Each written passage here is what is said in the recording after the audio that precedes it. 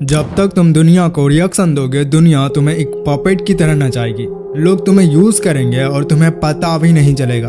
अयानो Cozi क्योताका कभी हारता नहीं है, क्योंकि वो कभी रिएक्ट नहीं करता। आज मैं तुम्हें वो 7 फेजेस बताने वाला हूँ जिससे तुम प्लेयर बन जाओगे और बाकी सब सिर्फ तुम्हारे टॉयज। लेकिन शर्त यह है, क्या तुम अपने इमोशंस का गला घोटने के लिए तैयार हो? इमेजिन करो कोई तुम्हारे मुंह पे गाली दे और तुम्हारा हार्ट बीट 1% भी ना बढ़े। वो चिल्लाए और तुम बस देख रहे हो, जैसे वो कोई मीनिंगलेस इंसेक्ट हो। ये सुपर पावर नहीं है, ये एक एल्गोरिदम है। 99% लोग अपने इमोशंस का गुलाम है।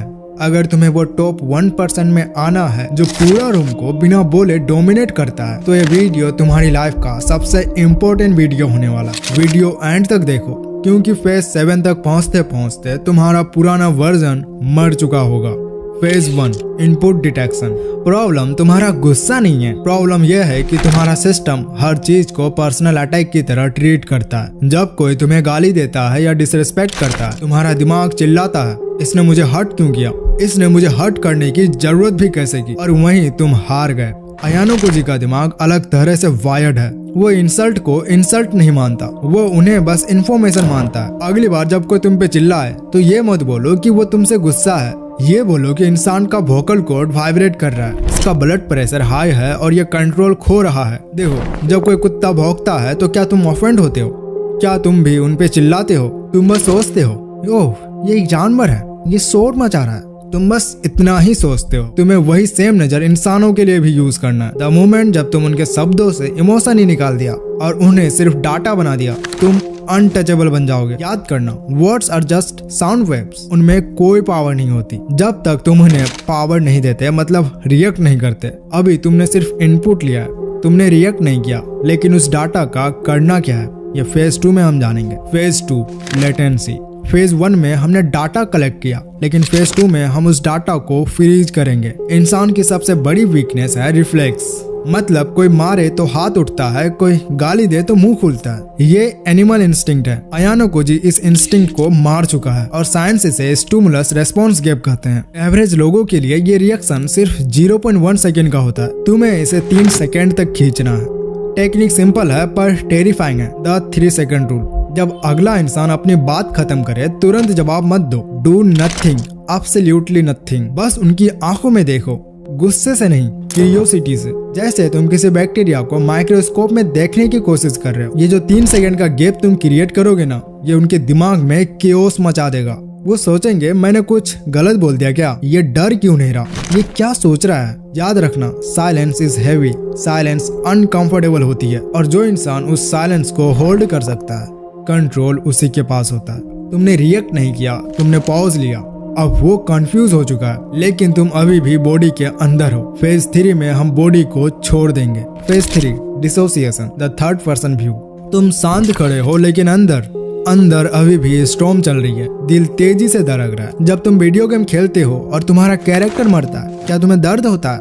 नहीं, तुम बस कंट्रोलर पकड़कर नेक्स्ट मूव प्लान करते हो। रियल लाइफ में भी तुम्हें यही करना है। जिस मोमेंट सिचुएशन हीट अप हो, अपने दिमाग को बॉडी से बाहर निकाल दो। इमेजिन करो कि तुम सीलिंग के कॉर्नर में बैठे हो और नीचे जो इंसान खड़ा है वो तुम नहीं हो, वो सिर्फ तुम्हारा अवतार है। वो सामने वाला इंसान तुम्हारे अवतार पर चिल्ला रहा है, वो तुम्हारे अवतार को इंसल्ट कर रहा है, लेकिन तुम तो ऊपर से सब देख रहे हो। इसे कहते हैं इमोशनल डिअटैचमेंट। जब तुम वो बन जाते हो, यानी ही और सी, तुम खुद की बॉडी से बाहर निकल करके देखते हो कि ये मैं नहीं हूँ, उस टाइम तुम इनविजिबल हो जाते हो। अब तुम सीन में नहीं हो, तुम सीन का डायरेक्टर हो। अब क्योंकि तुम्हारा इमोशन स्विच ऑफ हो चुका है, अब तुम्हारा ब्रेन 100% कैपेसिटी पे वर्क कर सकता है। Phase 4 the calculation. अब तुम इमोशनल नहीं हो, तुम लॉजिकल हो।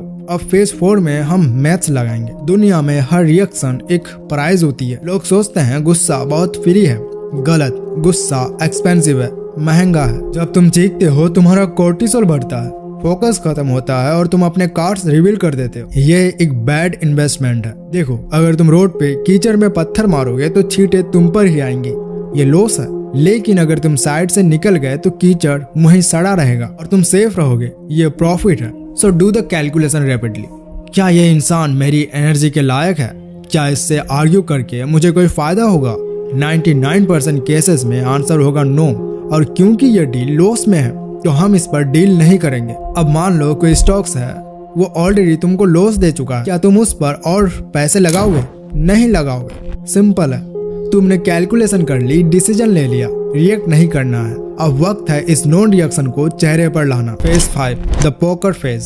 ज्यादातर लोग बोलते नहीं है, पर उनका चेहरा सब बोल जाता है। आईब्रोज का सिकुड़ना, जो को क्लिंच करना, नाक फुलाना, ये सब माइक्रो एक्सप्रेशंस तुम्हारे ट्रेटर्स हैं। ये सब कुछ बता देता है अयानो कोजी का चेहरा ब्लैंक ही क्यों रहता है, क्योंकि वो अपने फेशियल मसल को मैनुअली कमांड देता है रिलैक्स करने के लिए।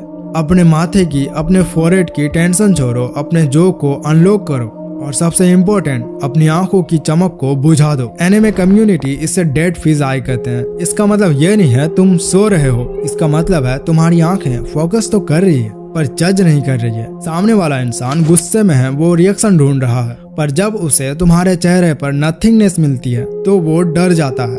वो तुम्हारे अंदर खुद की इनसिक्योरिटी देख रही होती है। अब तुम एक खाली दीवार हो और वो चिल्लाएगा, थक जाएगा, लेकिन सिर्फ चुप रहना काफी नहीं है, कभी कभी बिना बोले हमला करना पड़ता है। Phase 6, manipulation. अब तक तुमने सिर्फ डिफेंड किया है, फेज 6 में हम अटैक करेंगे बिना हाथ उठाए। इंसानी दिमाग साइलेंस को बर्दाश्त नहीं कर सकता। साइलेंस एक वैक्यूम क्रिएट करता है और इंसानी दिमाग उस वैक्यूम को भरने के लिए पागलों की तरह बोलता है। जब वो अपना गुस्सा निकाल ले और चुप हो जाए, फिर भी कुछ मत बोलो। ये वो मोमेंट है जब मैजिक होता है।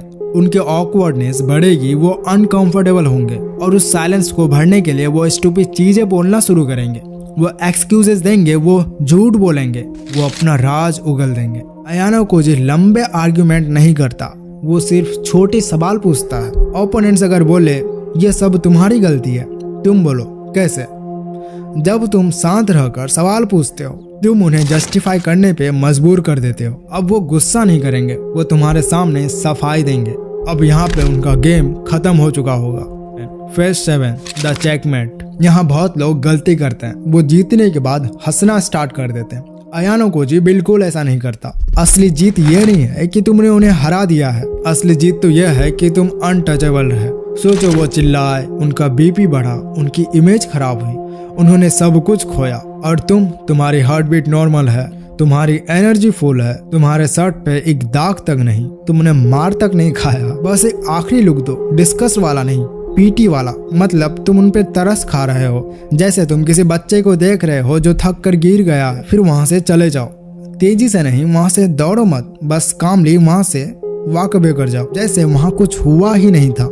उन्हें उनके क्योस के साथ अकेला छोड़ दो, वो रात भर सोचेंगे तुम्हारे बारे में, और तुम्हें तो याद भी नहीं होगा कि वो एग्जिस्ट करते हैं। दुनिया तुम्हें कंट्रोल करने की कोशिश करेगी, पर द व्हाइट रूम एल्गोरिदम के साथ तुम हमेशा आउट ऑफ रीच रहोगे। तो ये वीडियो आपको कैसा लगा? ऐसे वीडियोस के लिए आप इस चैनल को सब्सक्राइब कर सकते हो। Thanks for watching.